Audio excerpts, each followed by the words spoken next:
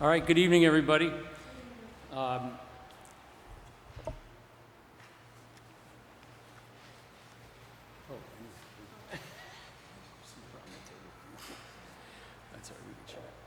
Okay, so tonight is Hartford City Council Planning, Economic Development, and Housing Committee meeting, the regularly scheduled meeting, which is the first Tuesday of every month at 6 p.m. I'm John Gale, the chair of the committee. Joining me is Council President Glendolyn Thames, and we expect to be joined shortly by Councilwoman Minority Leader Wildelise Bermudez. We have just one matter on the agenda tonight. It's a carryover from the last meeting. And for anybody who's keeping track, this will now be the fourth committee meeting at which the new housing code has been considered. And in addition to the housing code having been presented at 4 different committee meetings, it has also gone to one public hearing. And we'll talk more about that a little bit later. But just to give you a preview, we anticipate sending this to a second public hearing. And if all goes according to plan, that would be the third Monday in September, would be another public hearing for this matter. So with that, I know staff has made several amendments to what we looked at our last meeting. And so I would like to begin by asking staff to go over the amendments and give us whatever presentation you're making. And the microphone is working, so we're now using the podium system. Council members, thank you for allowing us to present again before your committee. So I will just go through the changes that we've made since the last committee meeting, which took place on August 6, 2019. So the big change between the version before you tonight and the version in August and preceding months is that we have now combined all edits to the document in one document. So we had separated out the fair rent provisions and had that proceeding on a separate track. But after hearing from the committee last month, we consolidated those versions so that it's all in one draft, and that is why we're going to recommend a second public hearing for later this month. So the first couple of pages is adding the fair rent provisions to the document, but not making any changes to those provisions from the last draft. Let's see. The other change is on page 14 of my version, which shows the comparisons. This is adding, again, this was something that we had contemplated, but we had put in a separate draft, which is adding the requirement for window treatments for windows in bedrooms, that windows in bedrooms shall be provided with blinds, straw drapes, curtains, or shades in good working condition. And so now that's just that's just consolidating the two versions. I want to thank a number from our landlord community who pointed out we had some formatting issues and some numbering things, so that has all been changed in this draft so that Bs are preceded by As and As are succeeded by Bs, and so on and so forth. So you will see those changes too.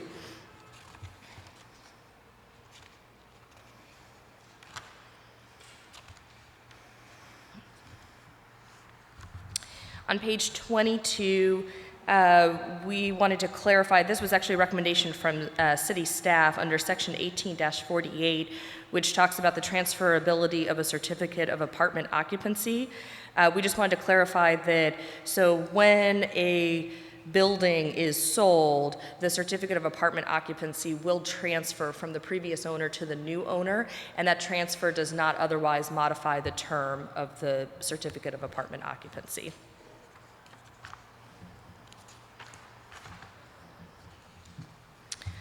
On page 27, we have section 18-92, emergency actions, and we have descriptions of what constitutes an emergency action. And we heard from our landlord community that item subsection B3, under 18-92, the receipt by the police department of 5 or more requests for service to the premises, we added to clarify alleging criminal activity. So we heard the comment and concern that there may be service calls to police that aren't necessarily related to a crime, and so that we wanted to clarify that those are 5 calls alleging criminal activity.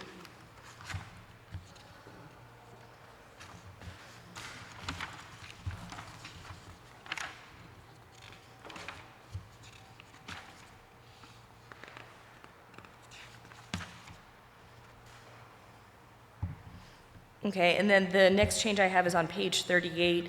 This is under section 18-123, application procedures. So a comment we heard consistently throughout the summer is ensuring that landlords who do accept Section 8 vouchers and subject their units to inspections under the Section 8 program, that those inspections can count towards a CAO or rental licensing. So that language is allowing that ability to do that.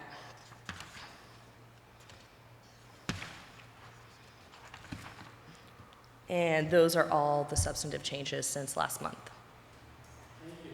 Thank you. Okay. Do you have questions for Ms. Settlemeyer? Yeah, but more on just a process question. I know the last meeting that we had, our regular meeting, not the special meeting, because I missed that special meeting that we had, but I just wanted to get an update on concerns that were raised from the community around outreach to the NRZs or what have you. Like, has there been any additional outreach since that time to inform where we are today? Yes, namely we attended the Northeast NRZ meeting in August, which was the next NRZ meeting that followed the special meeting in July. And I believe our Office of Community Engagement is working with the chair of the Northeast NRZ to do some kind of combination with the public hearing on Monday, the 16th, because the third Monday of the month is the same night as the Northeast NRZ meeting. And so we'd like to make sure that residents from that meeting are able to attend and share their comments with council then.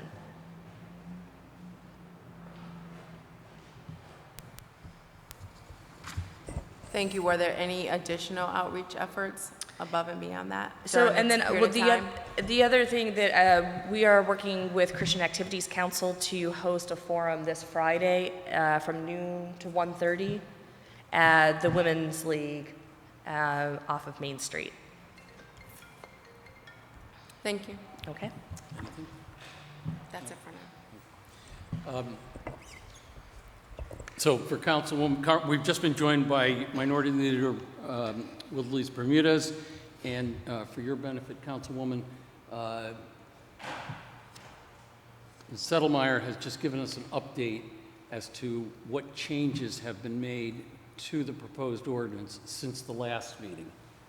And she went through those changes, and I know you had some questions at the meeting before that probably you didn't have a chance to ask. I'm not sure, but I'm prepared to turn the microphone over to you and let you ask any questions that you'd like at this point.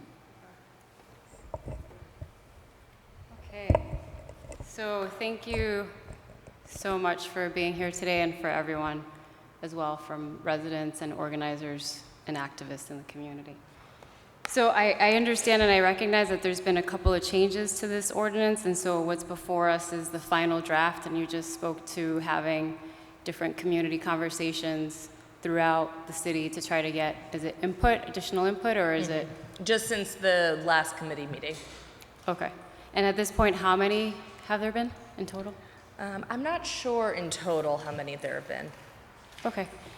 So the last time that this committee met, one of my main questions, and I know I wasn't able to ask questions, but my main question was, given the different drafts and given where we are right now, what input, suggestions have you received from groups such as the Greater Hartford Legal Aid and the Connecticut Fair Housing Center?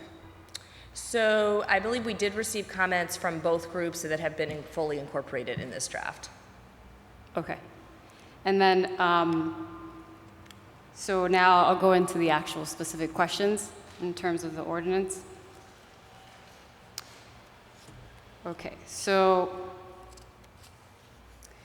for section 2-33090, so it's the first page, really. So that sections A through E, it abolishes the housing partnership, which was formerly section 18-231. And this group, by abolishing what used to be the housing partnership, would not include stakeholders such as housing advocates, members of clergy, members of local civic groups, and representatives of nonprofits. Is that correct, under this newer updated version? So the housing partnership was never constituted. It's not a group that has ever been convened or met, and so we saw it as an unnecessary provision on the books, and so it's just simply cleaning up the ordinances. I recognize that and I commend the work in cleaning up the ordinances, because we all recognize that the ordinance has to be cleaned. And so there's specific questions that when we talk about concentrating on the request of the community, this particular section was one of those, because even though, let's say, if it was in the books before, which it was, but it wasn't actually implemented, then it wasn't really effective. Totally understand that. However, moving forward and now having a cleaner version, why would we exclude groups such as housing advocates, members of clergy, and members of local civic groups, and representatives of nonprofits?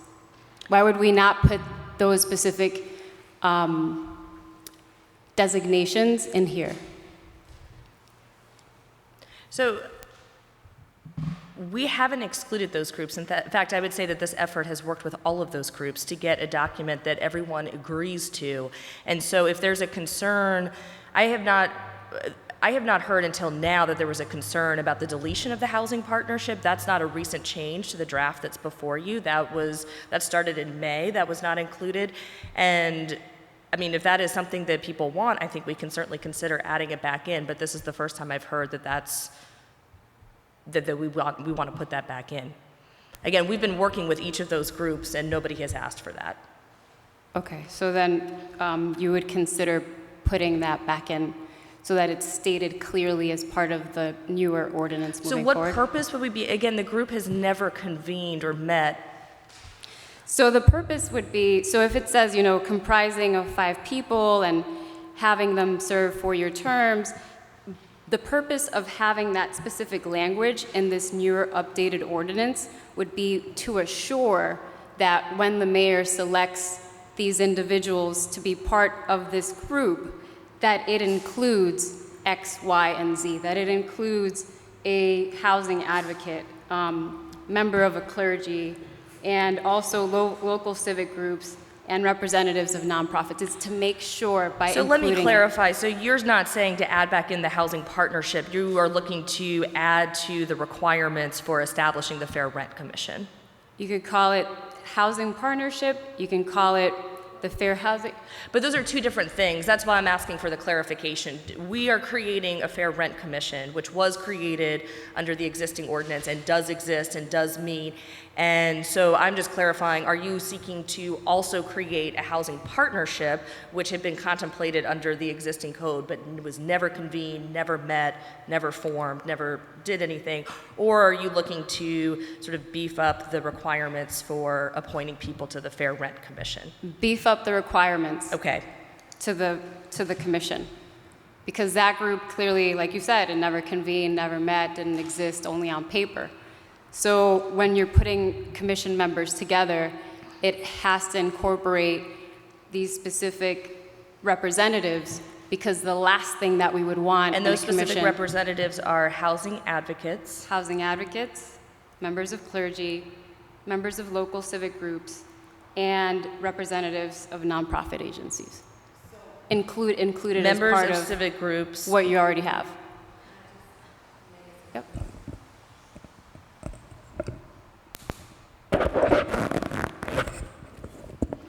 So if I'm hearing you correctly and understanding, it would be essentially section 2-3-30- or dot 9, the composition of the Fair Rent Commission, A, you would include those individuals that Minority Leader just described, correct?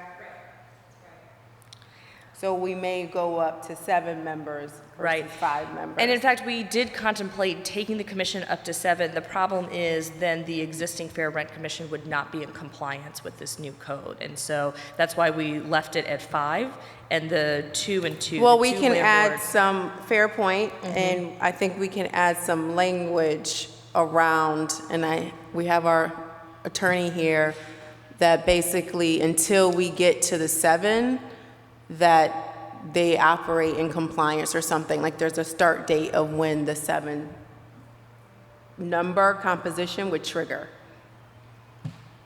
instead of it being immediately, because it may take some ramp up to get to the 7, and we want to make sure they have a quorum and can operate. You following me? Thank you.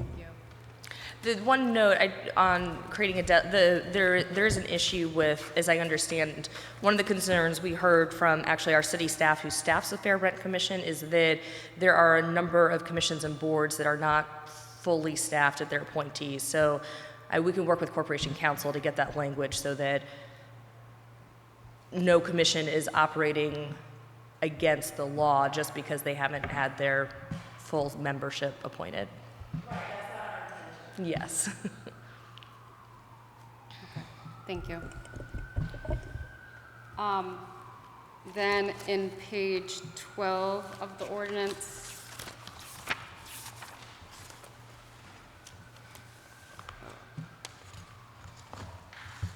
I guess there's different pages.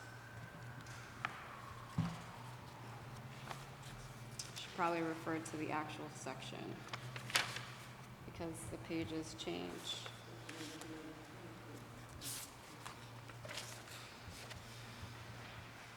So I guess it would be section 18-22. So that would, in that section,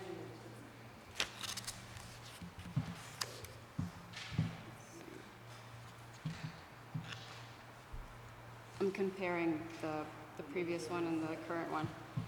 So on page 11, there had been an item that was designated as reductions. So was that completely eliminated in this newer version? In terms of the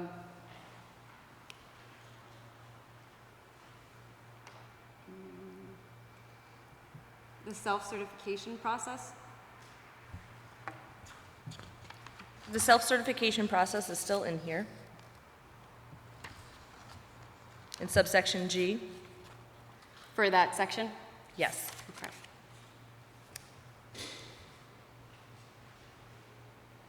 Okay, thank you. Okay, so now that thank you for clarifying where it was. So wondering why not eliminate the self-certification process altogether? Was that a consideration? And, why is it still in here? So the self-certification process is a key component of the rental licensing program to ensure that we are being business friendly while we are also protecting our residents and tenants. That we have provisions in here that allow our good landlords in the city who are doing things by the books, that they have the option of essentially doing the self-certification process. Certainly if we get calls for complaints and we go out and find violations, then they will no longer qualify for the self-certification. But this is an option to make the rental licensing program less burdensome and create some incentive for good landlords to remain good landlords and continue renting in this city. And it would continue, as it stated, it would continue being under the discretion of the director. Yes. And no additional fees would be attached to the landlord who self-certifies. That's correct. And in the event that the landlord lies about the self-certification process, then there would be some kind of repercussion. Yes. Okay. And how would, given that it's the discretion of the director of the department, how would those landlords be selected for the self-certification process? So generally, where you see in so-and-so's discretion in an ordinance, what that means is that individual, that city official, is required to set up policies and procedures under which they will exercise his or her discretion. But what's to say, because you brought up a good point, right? So you have really great landlords, you have really horrible landlords. But what's to say that a horrible landlord gets through under the self-certification process? I'm not understanding the question. How would you prevent the horrible landlords from self-certifying if there's just not enough staff? So how are you defining a horrible landlord? How would we know that they're a horrible landlord? I guess I'm trying to figure out, like, when it comes down to self-certification, how will the discretion be? Is it going to be at random? Is it going to be, okay, we have this pool and So it's a lottery system? There's constitutional law that binds how city officials conduct themselves and run the business of the city, and they can't do things at random. They have to set policies and procedures by which you would qualify to self-certify, and which activities would disqualify you from self-certification. And all we're saying is that we're asking the Director of Licenses and Inspections to create those standards. Okay, so then they would create further policy for self-certification.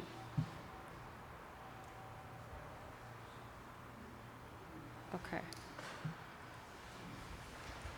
All right, so then the other one,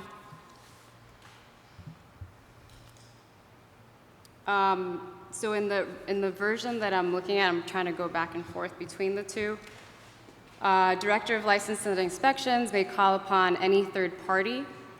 Is that That's true? been deleted. That has been All deleted. references to third party, those have been deleted. Okay.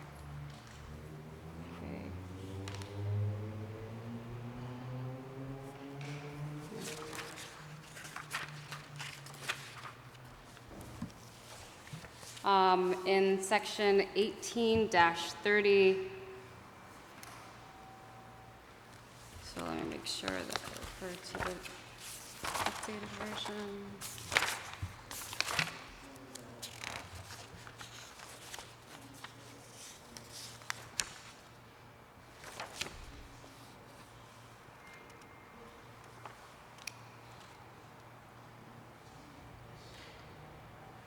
Okay. So what happens when tenants' leases are, because a license is all of a sudden suspended or revoked, what would happen specifically to those occupying tenants? If a license is overnight, suspended because of the due process? Well, nothing's going to be done overnight. That's if we're taking something away from a landlord, there's got to be notice and due process. So nothing's going to happen overnight. There's going to be notice provided that a license is up for suspension, and the landlord's going to have an opportunity to cure. And then if they don't cure, then it becomes suspended or revoked.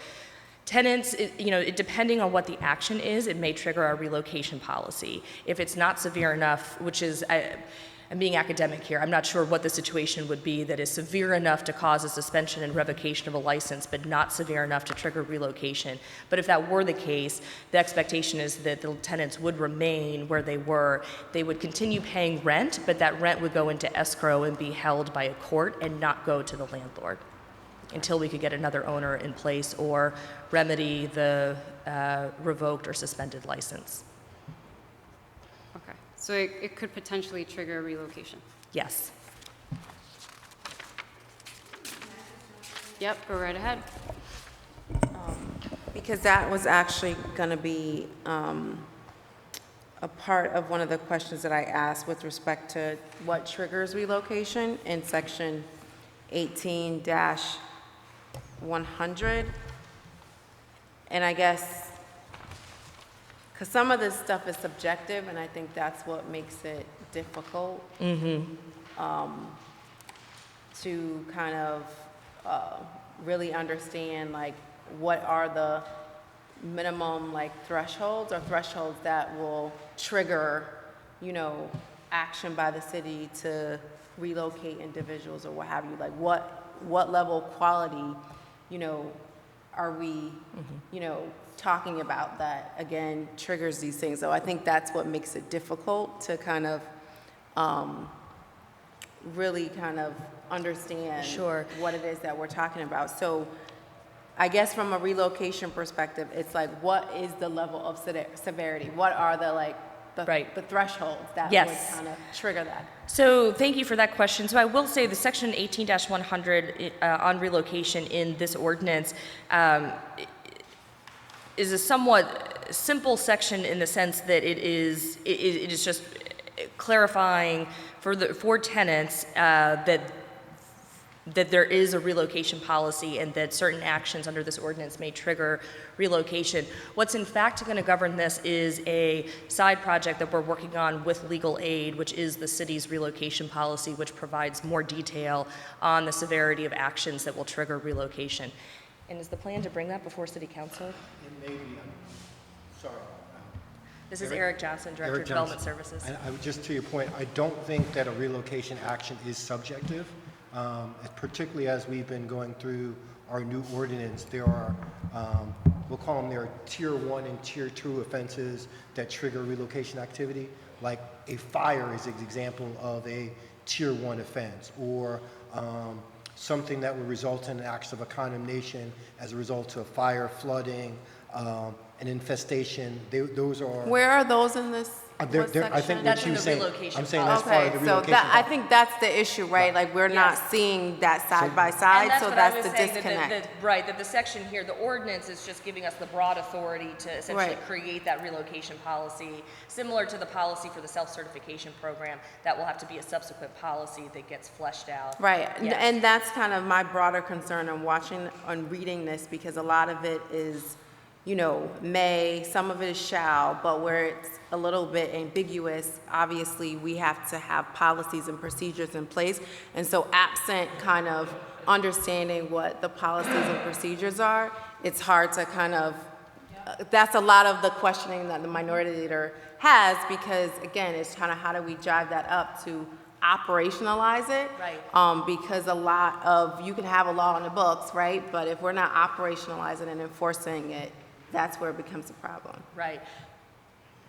I think we completely agree, which is also why there's some time thresholds that are proposed in the legislation, just because our big, from a staff perspective, was there are some operational hurdles or just system hurdles that we don't have in place, which is why you see some of the things phased in. But relocation, I just want to clarify to your point, is not, and we'll get you what has been shown to, worked in concert with the Office of Corporation Counsel and given to legal aid. It is not a subjective, it's not a subjective piece for relocation. It is actually very defined. So we're happy to provide you with that information. Sorry, Laura. No, thank you. By all means, actually.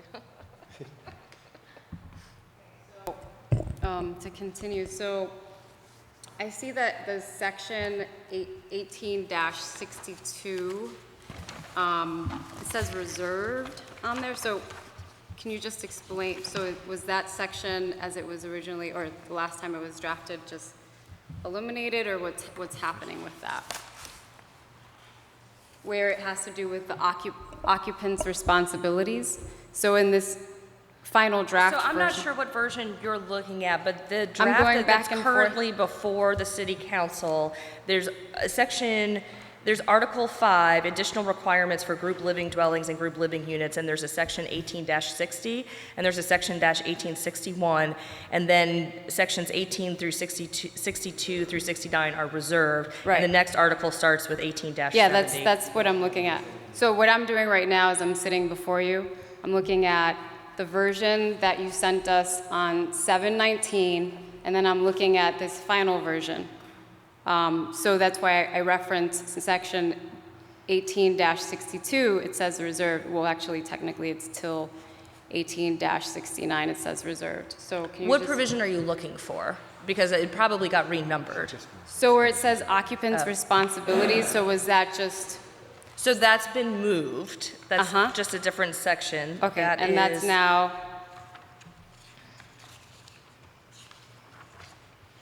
section 18-32 on page 19, occupants' responsibilities. okay. One of the things we did over the summer is we reordered the structure so that the rental licensing program comes last, since that's not going to go into effect for 2 years, and that's not the priority for why we're bringing the ordinance before City Council. Our priority is to have more robust enforcement actions and to strengthen the CAO process. So that's why there was a reordering of sections. So if there's Okay. anything you're looking for, Yeah, it's so likely I can, in I here. can go into that specific section. Thank you for letting me know where it is, because there's been a shift. So in that specific section on page 19, in the updated version that you've sent us, section 18-32, page 19, subsection F, it talks about extermination and infestations. Basically, it says, I'll just read the first sentence here. Exterminate any infestation, but to backtrack a little bit, it should be ultimate responsibility, timely repairs, no dispute about occupant responsibilities shall delay repairs. Fast forward to section F. Exterminate any infestation which is not caused by the failure of the owner to maintain a dwelling in a rat-proof or reasonably inspect-proof condition, if his or her dwelling unit is the only one infested. I want to just highlight that last part, if his or her dwelling unit is the only one infested. So the responsibility for all exterminations should be placed on the owner, regardless of how many units are affected. And I'm just wondering why. So actually, our Department of Health and our Housing Code inspectors would disagree with this. Essentially, this is saying, I'll just speak from personal experience. I rent and I have a cat and I leave cat food out on the floor. If that were to create ants in my apartment, I am responsible as a tenant for eliminating those ants in my apartment and ensuring it doesn't create an infestation throughout the rest of the building because of my actions as a tenant. But at the same time, the argument can be made by the landlord that it's a single issue, and as in it's an issue that's only occurring in one unit, and thereby obviously putting... There's a double requirement here that it's not caused by the failure of the owner to maintain a dwelling and is only in one unit. So so I guess using myself still as an example, if for some reason the owner of my building did not properly seal the windows and for some reason only my unit is affected by ants or mice getting in, the landlord would be responsible for that because that's the failure of the landlord, even though it's only my unit that's affected. So I totally get that example. I also recognize that there have been other examples, other instances where landlords say it's only happening in your unit. Right. And but they're not the ones who it's get to not. decide. That's our inspectors are the ones who decide whether it's a violation that goes against the landlord or not. Okay, so for purposes of moving along, I'm just gonna put a big star on number F for that section. And then, okay.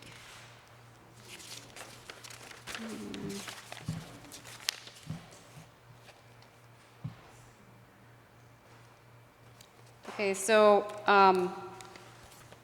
penalties and costs. What section? So in the section that was dated 7/19, that would be section 18-164. Let me see if it's still the same number. It's section 18-94 on page 28, penalties and costs.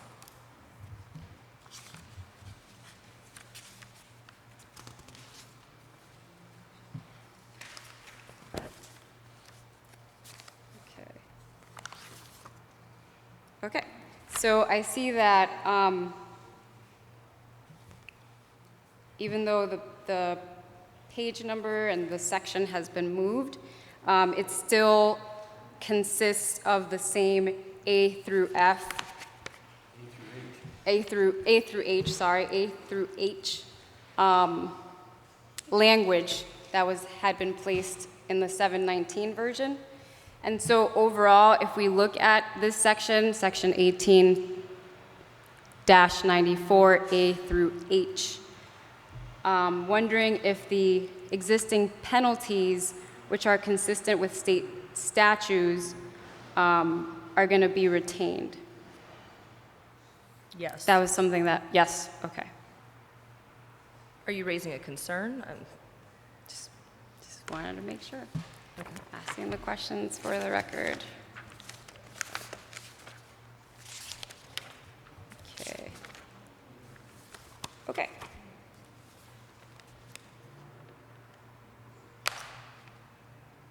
Okay, and then lastly, just in terms of overall items to consider as we're moving along,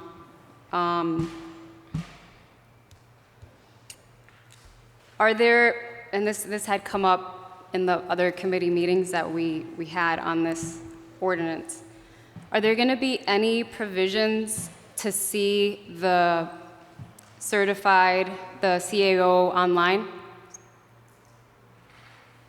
I'm sorry? So when there are complaints that happen, and also when we look at the certification process and certificate of occupancy or certificate of apartment occupancy, is there going to be anything moving forward by adoption of this ordinance that would provide that online? So in other words, you're going to rent an apartment, you're a tenant, and you want to know if that apartment passed inspection. Right. Is that information going to be made online the same way it is made available to tenants in New Haven? If the city council gives us the budget to create that build that system, then yes, we'd be happy to put that information online. So what kind of software do you need in order for that to go live? That's one of the many things we're going to have to consider in the next 2 years as we get this program up and running and operationalized. Because one of the things that has been expressed by the residents is that that's a crucial component. Right, and unfortunately, we don't have the funding right now to do that. If we did, we'd be happy to put that information online. I get that. We don't have funding for a lot of things, but we also prioritize certain things, so that's something that has been time and time expressed by Hartford tenants and Hartford And we hear that, residents. but we don't have the funds right now.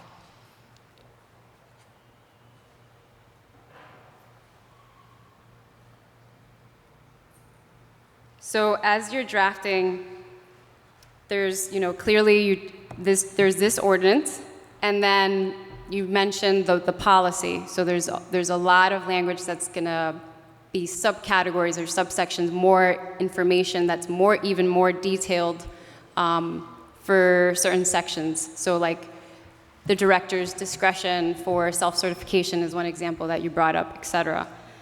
So as that language for the policy is being drafted, is this something that you can include on there so that moving Sure. forward, when you draft the policy? Yes.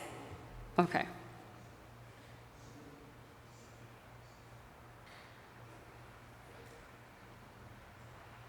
Okay, and then the last question that I have, now that we looked at the sections that I've highlighted, it has to do with the actual response from Greater Hartford Legal Aid and the Connecticut Fair Housing Center.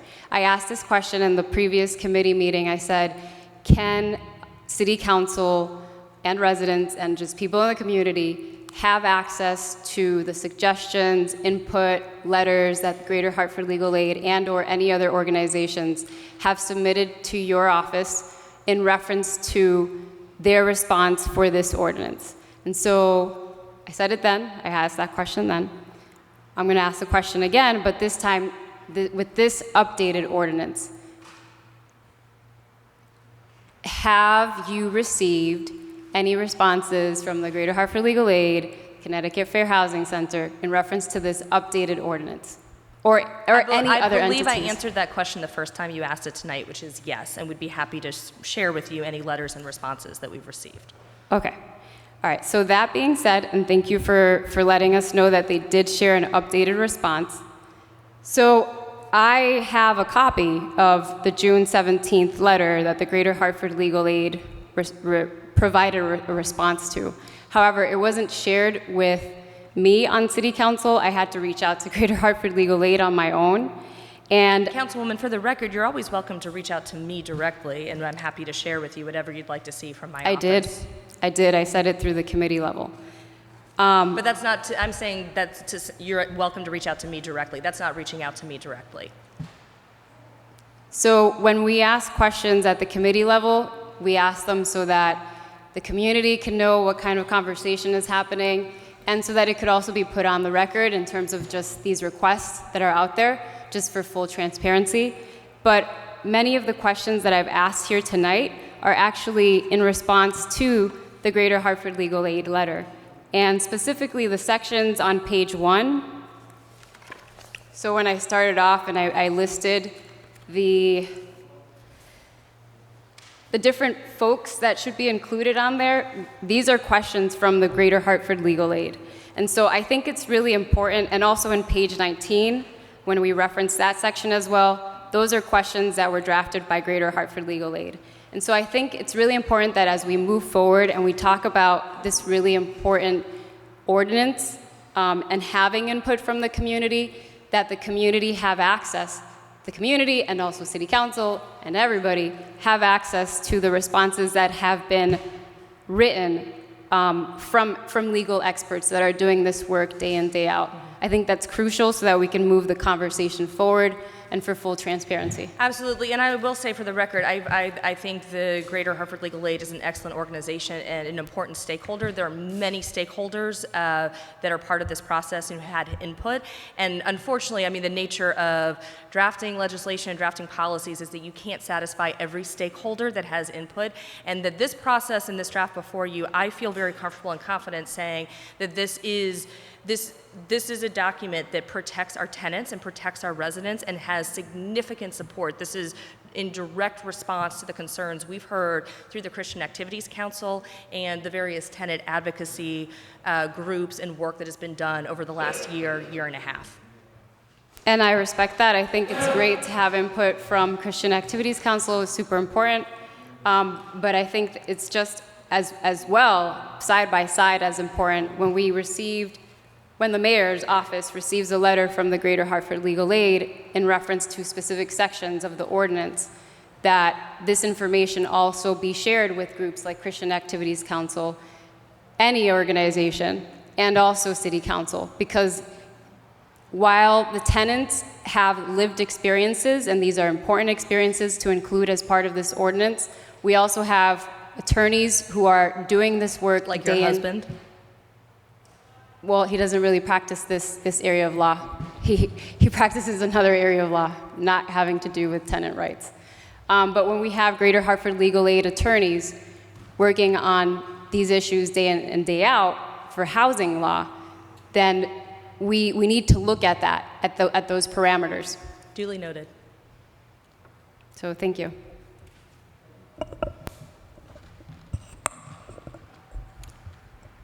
So I just have a couple of clarifying questions. With respect to, oh gosh, where is it? Lost my place. Section 18-48, transferability of a certificate of apartment occupancy. Yes. So basically, we're allowing the transfer of the occupancy upon sale, right? But then it says the transfer does not extend the term or modify any condition of the existing certificate. What does that mean? So that was a clarification that city staff asked for a clarification in this section to clarify that when a certificate of apartment occupancy transfers, that transfer does not extend the term of the CAO. It does not modify the requirements under the CAO, that the new landlord has to apply for a new CAO when that term expires. They don't get a brand new CAO. So they basically, whenever that term expires, they get to operate within that term. That's and then right. upon the expiration, so it could be a month after the sale, it can be a year after the sale. Yes, that's right. It triggers them having to go on their own. Yes. In their own right, under their own ownership, to get a new certificate of occupancy. Yes. Okay. The next section I had was on,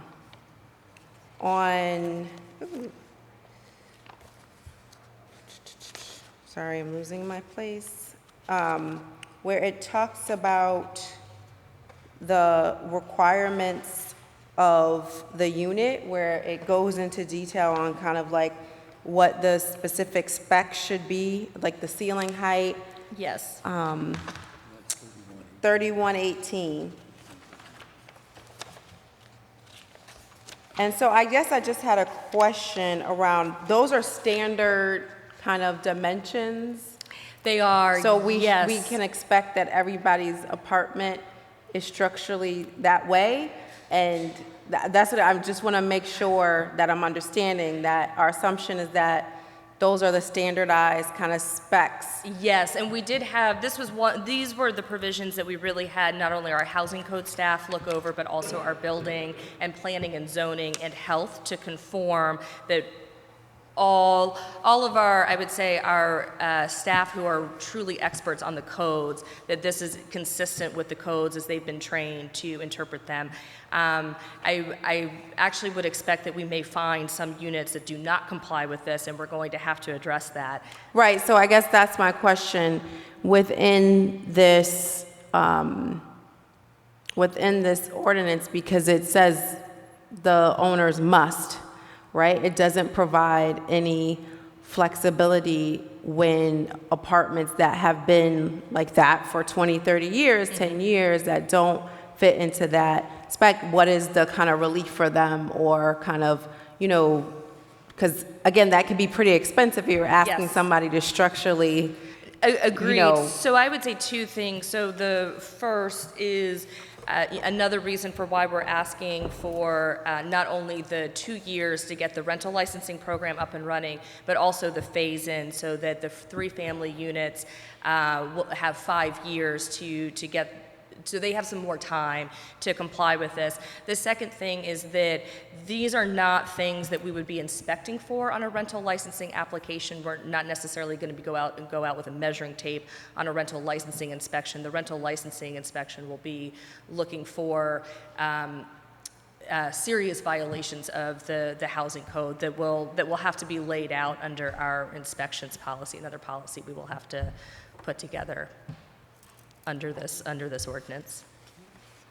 I just want to say thank you to Development Services and the housing team, to the community that's here, because you have kind of been consistently engaged, and we just appreciate all of the efforts that have gone into kind of where we are today. It's been quite a process over the last year and a half, but more specifically in the last year to 6 months, where we've really tried to dig in and come up with a consensus housing code, new housing code, if you will.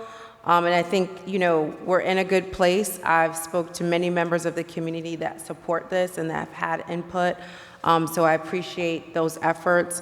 And I do recognize that we're not going to have a perfect document. There are going to be areas of disagreement.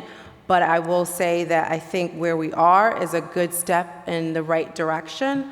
And, recognizing 2 years and 3 years in when this kind of fully gets implemented, because there is a bit of a ramp up in the phase-in approach, because there is a lot of change that the housing unit is expected to operationalize and absorb. So I think there's a level of expectation that we need to accept. to some extent as policymakers and community members. But I think once we kind of get this up and running and going and 3 years in, obviously there's always opportunity to, again, then reevaluate and kind of do the scorecard, if you will, of how we've been able to implement it, where are we relative to the quality that the improved quality that we're seeing, how are residents feeling about the housing units that they're in, and what has that impacted the community, if you will. And so, again, I just want to say thank you to the staff and also to the community and community partners such as Christian Activities, who kind of been a champion on this front. And I look forward to hearing any additional comments that we have tonight to move this along. Excellent segue into any comments that anyone who's here would like to make at this point. I know a couple of people indicated they did have something to say, so if you have something you'd like to, any comments you'd like to make, and as I said at the beginning of the meeting, just kind of pointing out again, this is the 4th committee meeting of this particular ordinance, and it's been widely distributed at this point in time. But Mr. Sousa. Hey, good evening. Thanks for hearing from us, and thanks for all the effort that you guys have put into this. I know it's a big pain in the butt. It's a pain in the butt for everybody, not just you, for us, for everybody. I know there's bad landlords out there. I'm not. Why don't you identify yourself? I'm sorry. I'm John Sousa. I'm a longtime Hartford landlord. My office is in the west end of Hartford.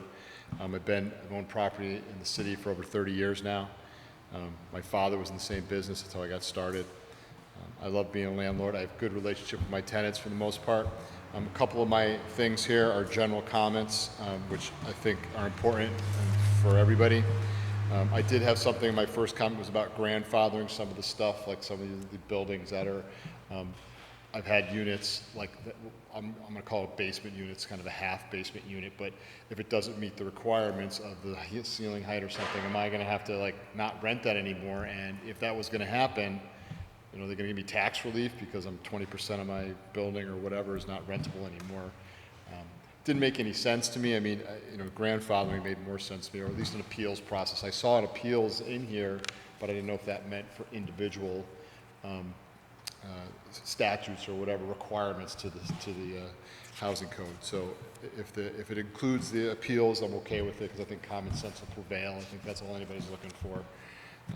Obviously, these units rent from, they're adjusted to market conditions. In other words, some people like them because they're cooler in the summer and it's a little lower, but if you're not a big, tall guy, it doesn't matter. Stuff like that, and window sizes, stuff like that. My other concern is still, I know they're collecting a lot of information on landlords. I understand why they want to do it. I am concerned that it not become public record or public access easily because tenant landlords often have conflicts. You're evicting somebody and they're not happy. That's, we don't need them to be able to find your home address and show up, with their car at your house. And, it's one thing if you have an office, which I do, but I'd like to stress that I think we deserve some amount of privacy, that it not be easily accessible by, public. Anybody just wants to look it up online or come in and ask for some record and they can pull out a sheet of paper and then go to my house and, harass my family. Doesn't happen often. I think most landlords here are very reasonable people. I'm sure they are. But let's say it's going to happen once in a blue moon. Nobody wants it to escalate, things to escalate. So that's one of my comments. Also, I noticed that the city has taken the right to escrow rents when there's violations. It gets to that level. The state already has that power, so there might be a conflict there. Because if you go to housing court, they can make that one person, they can pay their rent into the court.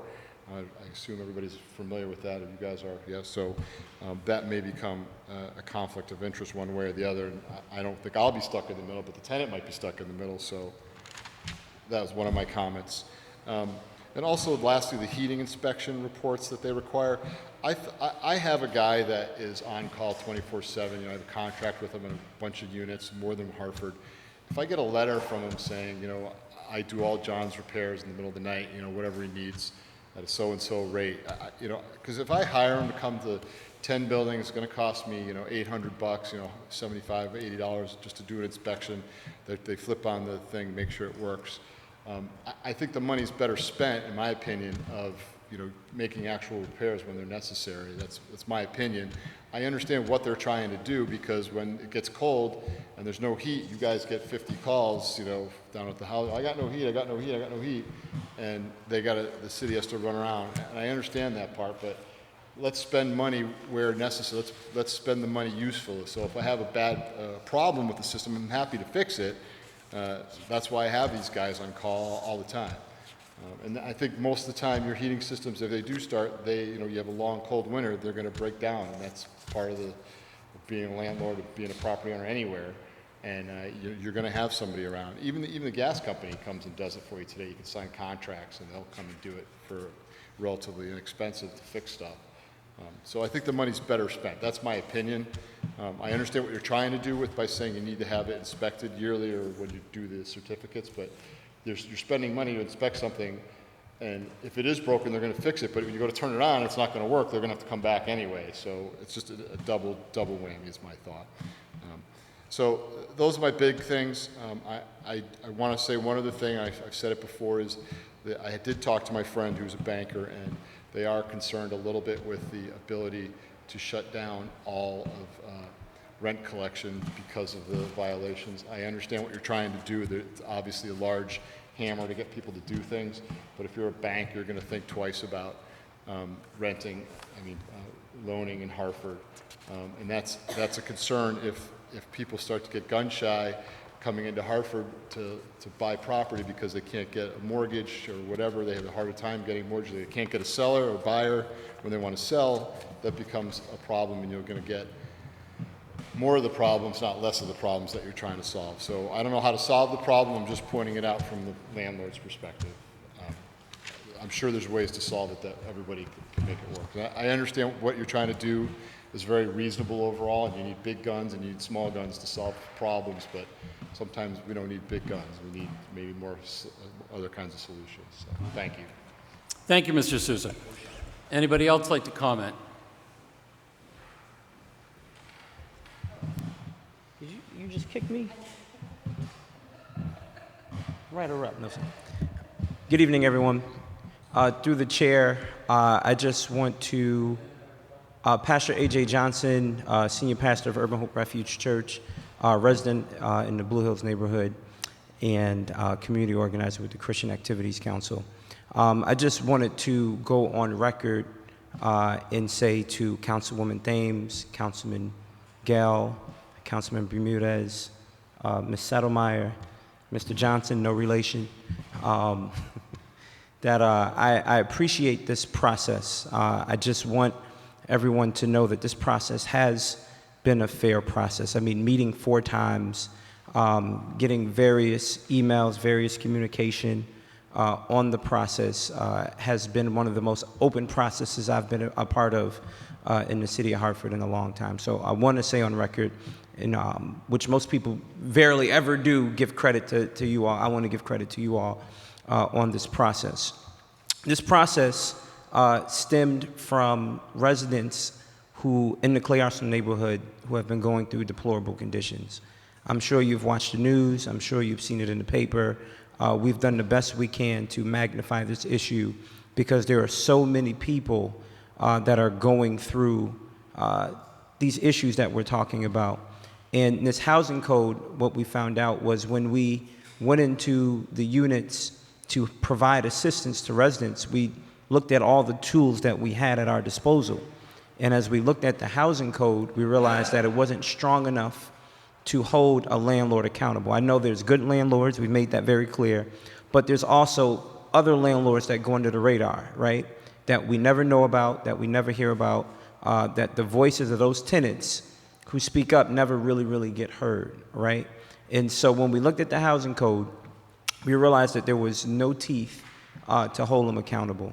And so we appreciate, and I'm speaking on behalf of residents who cannot be here tonight. A lot of them are relocating, a lot of them are getting their family situations together.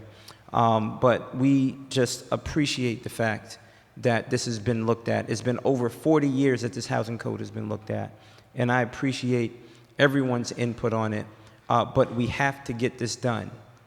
I'm going to say it again, we have to get this done. This is a very, very important document. As residents are going through and need help, we want to point them to something that is solid, that is equitable, and that allows them to have a voice. And I just want to thank you all for going through this process with us. Thank you. Thank you. Anyone else like to comment?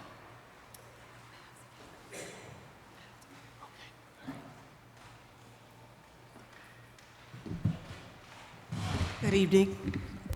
I'm Helen Nixon, and I'm a landlord. Reside in the city of Hartford all my life, just about. Over on Sunset Street for the last 50-some-odd years. Property owner, landlord, okay? I think this process is a very good process. I see it very open, and I really can applaud the staff for working on it the way they do. And unfortunately, I think, probably when it first got started, the landlords were not too involved in it, okay? I know how it got started with the Tenants Association with CAC, and we do realize that the reason we're at the table tonight is because of HUD being our biggest landlord, and that's why we're at this table tonight, because of the HUD landlords, okay?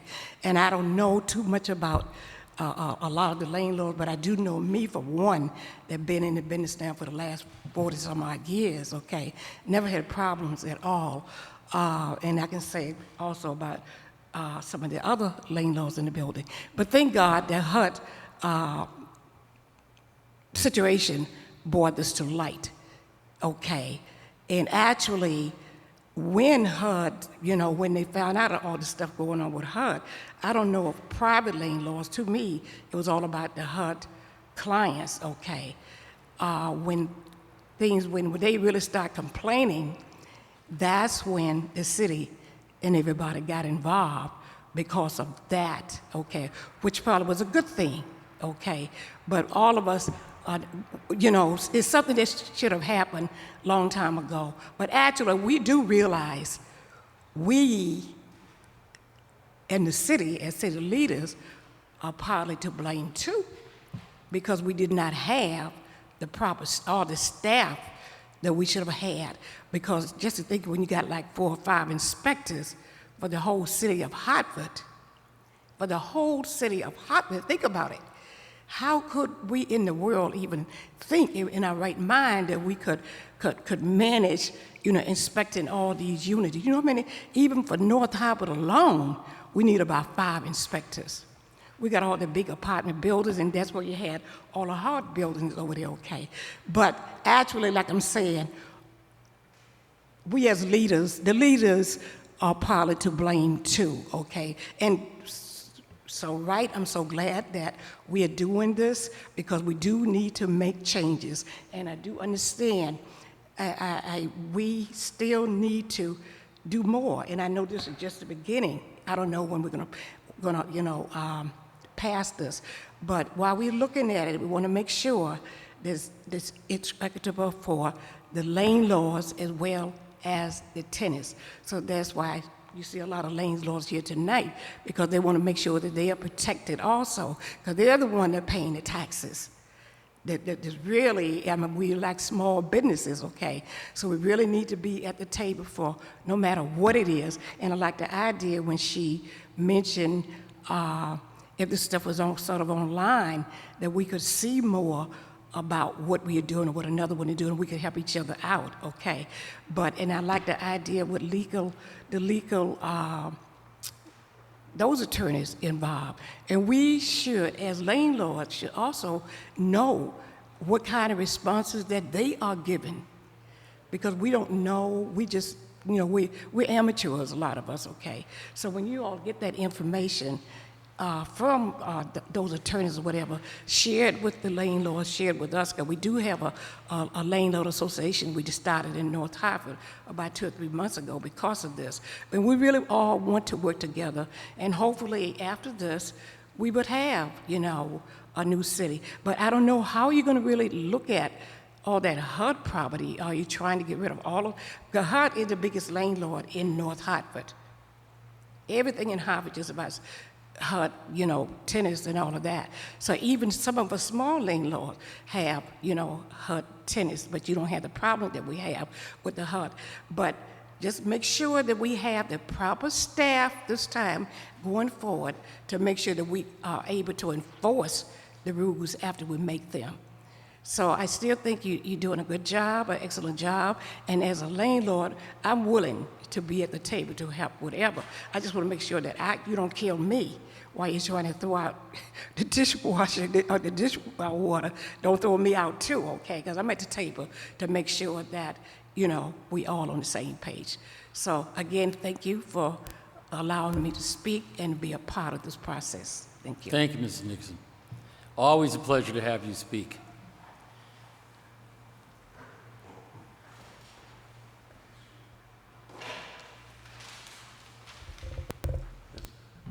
Thank you very much for listening to the views of the property owners. I'm Michael Cohen, and I manage 2 properties in Hartford for 2 groups of investors. The properties are located on Kenyon Street and Prospect Avenue. Just to give you a little understanding of who we are, our rents range from $770 for a studio, $845 to $890 for a 1-bedroom apartment, and $1,055 for a 2-bedroom apartment. And these all are heated apartments where the building owners supply the heat and the water, which is becoming the most expensive utility that we have to face these days. And our tenants are working people, retirees, some people receiving Section 8 support, and people with both physical and cognitive challenges. And so we have a good cross-section of people who we feel we have affordable rents for. The owners of these 2 properties have owned them since 1960, which is a long time. And they're in this for the long haul, not to make a quick buck and run. And unfortunately, your ordinance, in some respects, is designed to deal with the bad actors, but in doing so, you've swooped in and picked up all the other 90-odd% of property owners who are impacted by all these changes. You know, they're the people who have invested their life savings in 2 and 3 and 6 family properties, as well as major developers and investors like my clients. Unfortunately, the ordinance is a shotgun rather than a precision instrument. I know there are ordinances on the books which should enable the city to deal with those bad actors, and maybe to some extent need to be tightened up so that you can move more quickly to deal with them. But in doing so, you have created a litany of new demands on people like John and ourselves and the other small property owners in the city, and it makes it more difficult for us to function and to provide the services that the tenants we have are expecting. One complaint that I have is about the Fair Rent Commission that you're apparently giving more authority to, or I'm not quite sure of the historical development of having a fair rent commission. But one of the things that a Fair Rent Commission has historically proven to do around the country is it fits into rent controls. It is another form of rent control, and rent controls have tended to be unsuccessful in major cities and small towns around the country. And they tend to also foster further deterioration of property values by inhibiting the ability of a property owner to charge the rents that make it work for his property and the expenses that his property has. So I would be opposed to that. Another thing, in the fair rent ordinance, I believe it talks about giving some control of the rent if a complaint is made to the Fair Rent Commission and what the tenant can afford. And a tenant should rent in a building where the rents are affordable. You shouldn't be forcing those people that have developed luxury apartments, and that's not the apartments that I manage. They're not luxury, but they're mid-market properties, and it has the same implication to us if we have to somehow change our rents to reflect what a tenant could obtain for himself somewhere else in the city. People should rent where they can afford to rent, and not have the city overrule it because somebody thereafter comes in with a rent complaint about the rent being too expensive. I have some other thoughts that I would like to share with you, but I'm not going to take the time to do it now, and I will perhaps by the end of the week try to write to the council members and share those thoughts as well. But I thank you very much for listening to me and to the other property owners. Thank you, Mr. Cohen. And I want to encourage anybody who has any comments that you would like to put in writing, by all means, please. There are 9 city council members. Our emails are online. We're always open to receiving comments. To Councilwoman Bermudez's point earlier, I would have greatly appreciated it if Greater Hartford Legal Aid had sent their comments to all of us. I'm not sure why they didn't. That seems to be a failure of the Legal Aid Society, quite frankly, as opposed to a failure of administration. The email list for this particular committee consists of about 50 people, many of whom are in the press, and so there's been no desire to try to hide the ball on anything. And so again, if you have any written comments, please feel free to submit them. Mrs. Dixon, Okay, before you comment a second time. No, I just want, just one sentence, quick. Okay. I just want to give my hats off to Laura. Okay, I wanted to say it publicly, because I just have to say she has been very helpful. She's been coming out and she make phone calls and make sure that we understand. What we don't understand, she said, if I don't have the information, I can get it for you. But Laura, I just want to just say this publicly. We really do appreciate you for your time and your effort. Thank you. I had to say it publicly. Okay. Is there anybody else who'd like to make a comment? Yes, sir. Hello. My name is Ken Bennett. Been a resident of Hartford for probably 40 years. Own some rental property here. Dealt with Laura in working on cleaning up some blighted properties to make sure that everything's good. So she's worked with me on doing that. I think a majority of the landlords here in Hartford are, proud owners and want to provide decent and affordable housing. So as you look at this regulation, I think you need to remember not just the tenant safety, but also the landlords, because you want Hartford to continue to have landlords and to have a vibrant city. You don't want to scare them away because of the regulations, because you probably get your biggest bang for the buck from the tax dollars. I guess the other thing in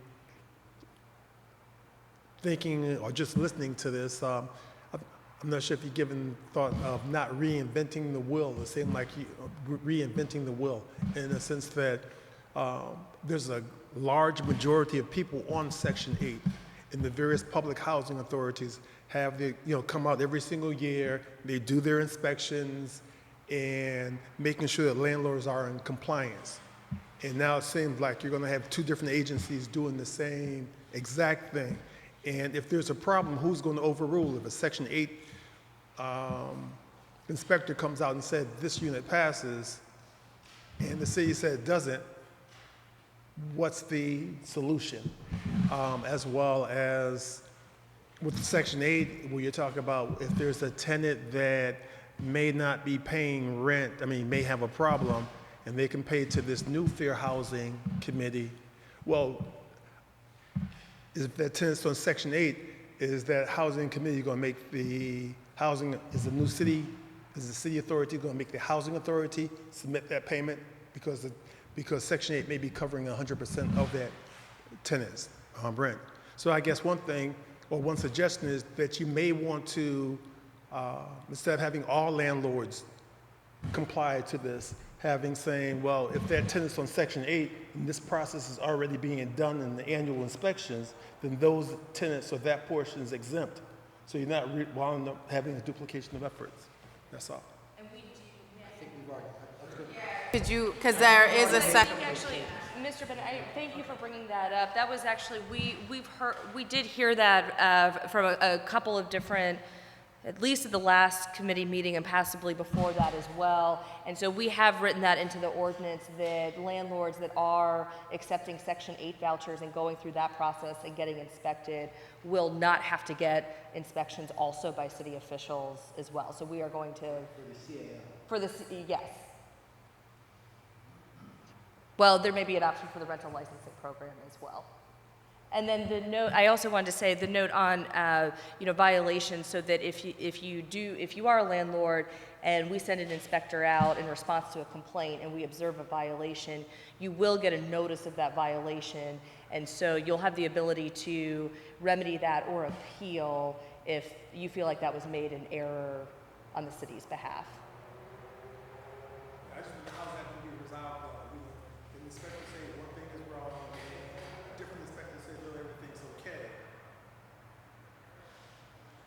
Right, because there's two things here. I think there's the CAO, the certification of occupancy, that in the ordinance now, as I read it, I forget what section it was, it does say the city or the L&I director may accept that. So there is some Right. discretion there. It's not automatic.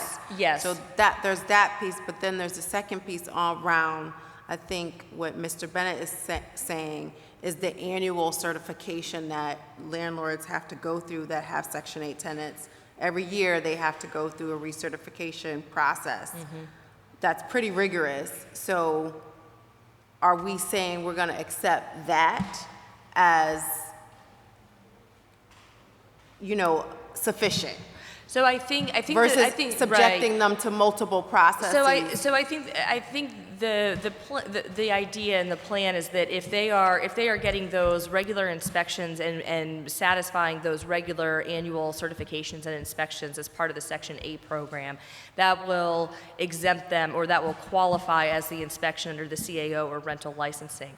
If we receive a complaint and we send out a housing code inspector to investigate the complaint, and that inspector's inspection report documents a violation that comes after a Section 8 inspection, then, we're going to go based off of the city inspector. But I would think,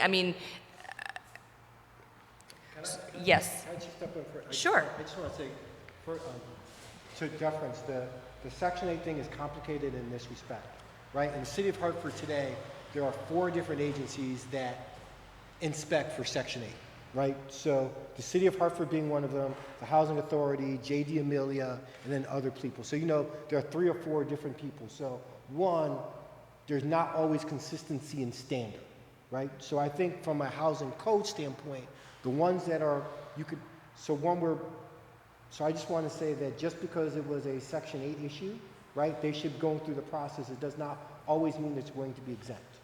But there are times where either based upon the number of Section 8 buildings at the time, we could exempt it. Also, from a residential license standpoint, that's a point-in-time inspection that happens once out of every 3 years, right? So once out of every 3 years, you're going to check to make sure that the building meets certain health and safety standards. Totally, the complex does. So we're not going to necessarily void that because once out every 3 years. I understand that that's what people look for, like why am I subject to all these inspections, but sometimes it's going to be a matter of course. Other times it's just going to be, we're all looking at properties at a different point in time in their history, right? So if you have a Section 8 inspection, you might not necessarily have to go for a CAO, but you're going to be subject to the residential licensing program. And do inside inspections for each side, each unit?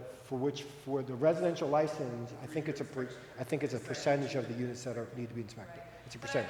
But I will say, and I think this is getting to Council President Thames's point about the discretion that's written into the ordinance, that there are going to have to be policies and procedures that are written under this ordinance to clarify all of those parameters as to when we're accepting that, when we're accepting percentage of inspections and so on and so forth. And I guess and this is, I know this is the explosive kind of bad point, but if you look at Emmanuel Code, all the stuff that is blown up in the North End, those were all properties that were receiving HUD subsidies that were not being, that theoretically were getting inspected, but now have created all these problems. So I understand why sometimes that there are guiding forces and someone's supposed to do the inspections, but the history of Hartford has showed that those inspections has not always been done adequately, and then what ends up happening is this council, the mayor, and my team in the health department end up cleaning up after deficiencies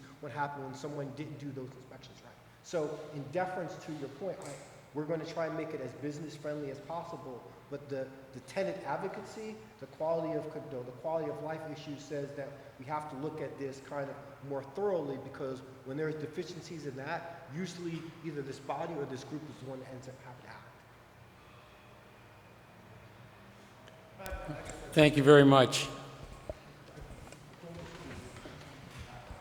All right, well, we've had a very robust conversation this evening, and each one of the meetings has been thus. So I want to thank everybody for coming tonight. Going back to something I said, 1 or 2 meetings ago, the basic obligation of the city, of any city, is to provide that for the health, safety, and welfare of its residents. And the city of Hartford, facing problems with its housing, has taken the lead in revising its housing code, which hadn't really been revised in many, many years. And in doing so, I don't think we should lose sight of the fact that in the revisions of this housing code, the city of Hartford did not make up things from whole cloth. They reached out to see what other communities were doing here in Connecticut, and in some cases outside of Connecticut. But there's not a whole lot in here that hasn't been utilized in other communities and utilized successfully in other communities. So I think we should just keep that in mind. The other thing to point out is that much of the new language in this housing code is going to be phased in, with some of the biggest landlords being obligated first. And that will give all of us an opportunity to see how it works. I think this is, if I'm not mistaken, it's a 5-year rollout before this ordinance is effective to all landlords in Hartford. So that's a considerable period of time during which, if issues come up, then issues can be addressed. So let's all take a little comfort in that. With that, Before I make my motion, I just want to give context to the motion, because this definitely has been a work in progress from when it was first introduced into what it is now. And so when this was introduced in July, it was in one form and has went through a few different revisions of substance. So we had a first public hearing off of that first draft that was submitted to council. And now, since we have went through a few different versions, which today is kind of the latest and greatest and near final version that we are now being asked to adopt, given the substantial changes that are in this ordinance, it requires a triggering of going back to public comment to ensure, again, now that we have the final kind of language, people now have the opportunity to respond to that in its whole. Because as we were going through this process, there was parts of it that were being, kind of dished out as we went along. But now, as Laura stated, we have one final document that has memorialized all of the revisions and amendments as we've gone through this process over the last 4 months. So with that, the next step would be for this to go back to public comment, public hearing rather, and then from there it would go back to council for a vote sometime in September, potentially. It's just all a matter of where the council as a body is, because we're at a committee level. So the motion that I'm putting on the floor now is basically going to send it to that public hearing and then start the process of going to council for a vote, again, which could be sometime as early as September. Just for context and for the benefit of all of you and everyone listening at home, I wanted to provide that context. So with that said, I want to put a motion on the floor to reassign this ordinance in its entirety to bring it back to public hearing as an original ordinance, as currently written. So, just so I'm clear, just so I'm clear, the motion is to send back to council the most recent version of the amended Fair Rent Commission and Housing Code that's been presented here tonight, to take that version that's been presented here tonight and to send that version back to council and ask that it be reassigned to a public hearing as if